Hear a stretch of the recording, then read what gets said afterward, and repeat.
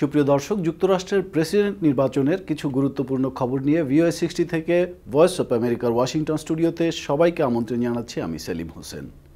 CBS news বলছে, Democratic দলের president মনোনয়ন প্রার্থী হিলারি ক্লিন্টন অপর মনোনয়ন প্রত্যাশী বার্নি স্যান্ডার্সের সঙ্গে ফক্স নিউজের বিতর্কে অংশ নিতে অস্বীকৃতি জানিয়েছেন।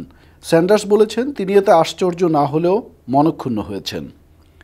ওয়াশিংটন পোস্ট বলছে, ডেমোক্রেটিক দলের প্রার্থী বার্নি স্যান্ডার্স হিলারি ক্লিন্টন যেন জুলাইতে দলীয় কনভেনশনে মনোনয়ন না পান সে লক্ষ্যে ক্যালিফোর্নিয়ায় শক্ত প্রচারণা করছেন। আর স্যান্ডার্সের চ্যালেঞ্জ গ্রহণ করতে হিলারি ক্লিন্টন ওই রাজ্যে 8টি অফিস খুলেছেন। CNN বলছে, রিপাবলিকান দলের সম্ভাব্য প্রেসিডেন্ট প্রার্থী ডোনাল্ড ট্রাম্প স্কুলে অস্ত্র থাকা বিষয়ে তার অবস্থান পরিষ্কার করেছেন। তিনি বলেছেন, শুধুমাত্র স্কুল রিসোর্স অফিসার এবং প্রশিক্ষিত শিক্ষকের কাছেই অস্ত্র থাকবে। শুনছিলেন VOA60, যাতে যুক্তরাষ্ট্রের প্রেসিডেন্ট নির্বাচনের গুরুত্বপূর্ণ কিছু খবর ছিল।